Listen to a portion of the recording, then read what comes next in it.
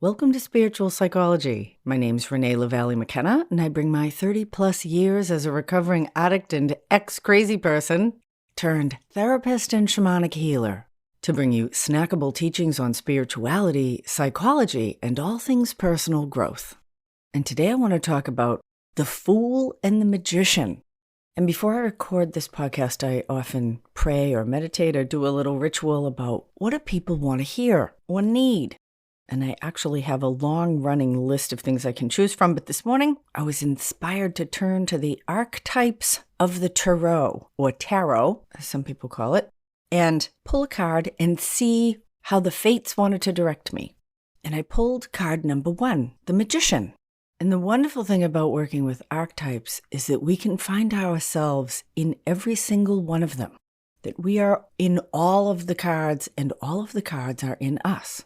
And it's a really great way to work with your own intuition and more creative or non-rational ways of understanding yourself. While the more masculine, rational, intellectual part of ourself might decide how we want to be or how we think we should be, the feminine, wisdom-informed aspects of ourself and universal mind are much more concerned with our soul and spiritual development and supporting our authentic self and being with what's true.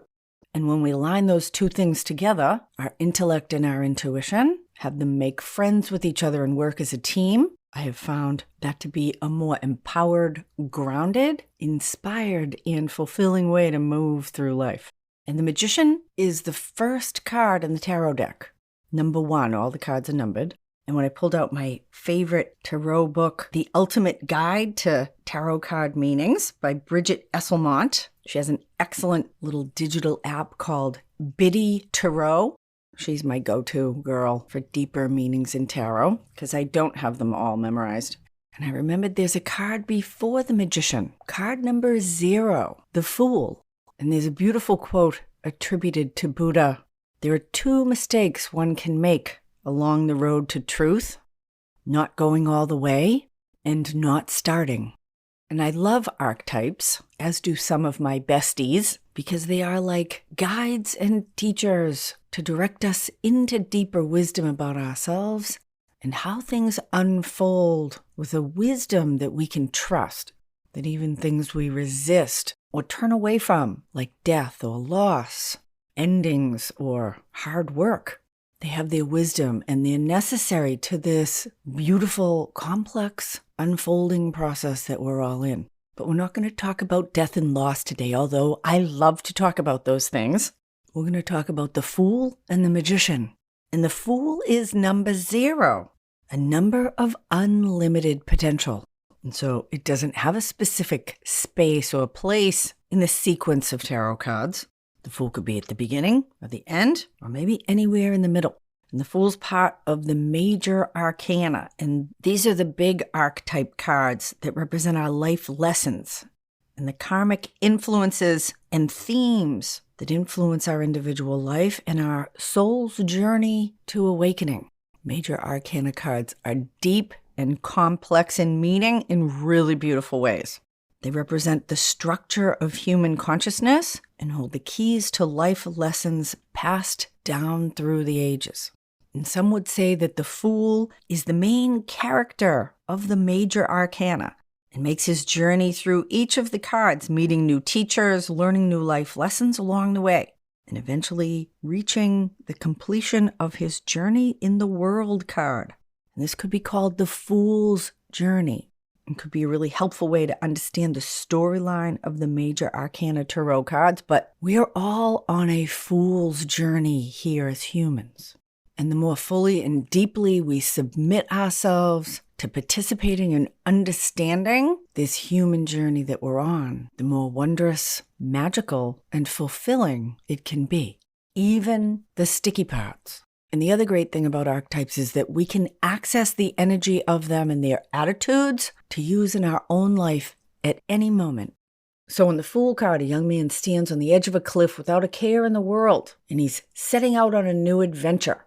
He looks up toward the sky and the universe, seemingly unaware that he is about to skip off the edge of a cliff into the unknown. On his shoulder, he has a little knapsack containing everything he needs, which isn't much. And he holds a white rose in his left hand, representing purity and innocence. There's a little white dog at his feet, representing loyalty and protection, that encourages him to charge forward and learn the lessons he came here to learn. The mountains behind him symbolize the challenges yet to come, and they're forever present, but the fool doesn't care about them right now. In fact, he may even enjoy their beauty. He's more focused on beginning his adventure. So fool energy is that of new beginnings, opportunity, and unlimited potential. And there is this great truism that today is the first day of the rest of your life. So at any moment, on any day, we can embrace the fool's energy, seek it out, use it as a map or an inspiration for our own attitude. And really, just like the fool, on any day, we are about to step off the precipice into the unknown. And we can do that with fear or resentment or judgment, or we can do it from a place of adventure, open-mindedness, and curiosity. The fool throws caution to the wind and is ready to embrace the unknown. We're going to leave fear and worry and anxiety behind about what may or may not happen and move forward into new experiences, personal growth, development, and perhaps exciting adventures. And even if you don't feel 100% ready or equipped to start your journey, the fool just has a little backpack, and the universe will provide what you need along the way. Fool energy is relaxed, playful, joyful, and fun. Fool energy points to the wisdom of Jesus that tells us to be as little children, laugh more, dance more, let your heart be free. Fool energy is really helpful to meditate on or pray for if you're struggling with dread or worry or self-doubt in your life. You might consider letting the fool's energy of wonderment, curiosity, and intrigue guide you, because he is the embodiment of who you really are. Your free spirit, your inner child, your authentic, playful soul. Step into the unknown and trust that the universe will catch you and escort you along the way. We can think of all the great young heroes in modern mythology. Luke Skywalker, Frodo in The Lord of the Rings, Harry Potter when he goes to Hogwarts, and Lyra from the Golden Compass. They each embodied fool energy of new beginnings and possibilities into their life, but they had to make a journey out of their old way and step out into the unknown, into the adventures that awaited them. And we are all on a hero's journey here. And we could understand the archetypes of the tarot as these different energies that will come to help us, guide us, and meet us to support and direct our journey. So card number 1 is the Magician, and it's about manifestation, resourcefulness, power, and inspired action. And we all have magician energy within us. And the reverse or shadow side of magician energy is manipulation, poor planning, and untapped talents. And the magician stands with one arm stretched up toward the universe and the other pointing down toward the earth. And this represents the connection that we all have between the spiritual realms and the material realms. That each of us as humans is a creative conduit that converts consciousness or energy into matter in material form. And his robe is white, symbolizing purity and clarity of intention. And on the table in front of him are the 4 symbols of the other tarot suits, which point to the major aspects of life. It's a cup, a pentacle, a sword, and a wand. And these represent 4 of the major powers that inform our life: emotions, money, intellect, and spirituality or inspiration. They're also related to the 4 elements of water, earth, air, and fire. And the magician has access to all of these, as do we, all the time. That we actually have all of the tools that we need to manifest our intentions into being. And above his head is an infinity symbol, and around his waist is a snake biting its own tail. And both symbolize access to unlimited potential. And magician energy is that of manifestation, and points to the reality that we have all of the tools, resources, and energy that we need to make our dreams come true. That we have the spiritual, mental, emotional, and physical resources to manifest our desires. And the key is learning how to bring these tools together synergistically so that we can create the life and the experiences that we came here to live. And so the Fool energy calls us to approach life like a quest rather than some drudgery to be endured and then we die. Blech. Now, the shadow side of the Fool energy is fear of the unknown and not actually starting on our journey. It may be because we're over-controlling and don't trust that the universe has our back.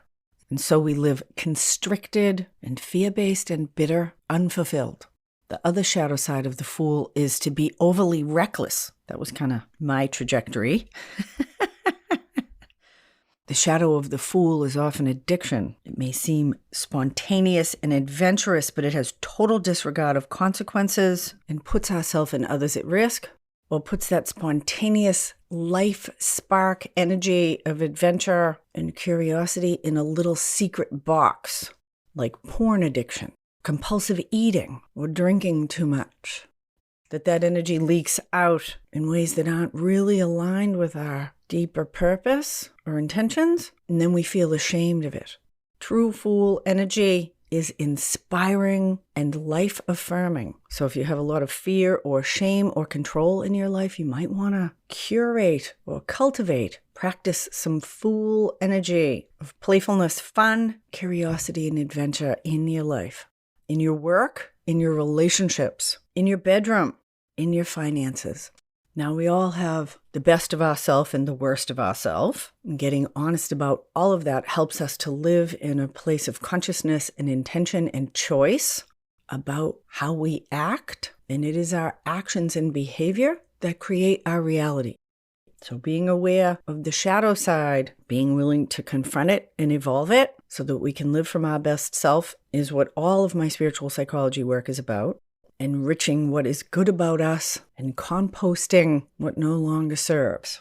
So the reverse or shadow of the magician energy is greed and manipulation, control or trickery. Puts us out of touch with our higher self and into our selfishness. So we're only concerned with our own personal gain, even at the expense of others. The shadow of magician, or the unexpressed magic that we all have the potential to perform, is lack of clarity, having no goals or vision. We don't know what we want to manifest, and so we don't manifest anything at all. And so I encourage you to consider where you can embrace the energy of the Fool and the magician in your life. Consider your life before you as a quest, an adventure.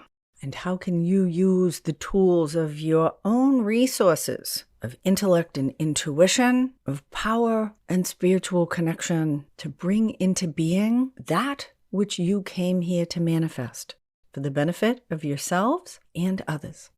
Thank you so much for listening. If you like this podcast, please leave a review or share it with a friend. If you'd like to find out if a block of spiritual psychology work would benefit you in your life, shoot me an email. info@reneemckenna.com. Deep gratitude to my supporters on Patreon. Blessings on your path until we meet again. This is Renee LaValle McKenna for Spiritual Psychology.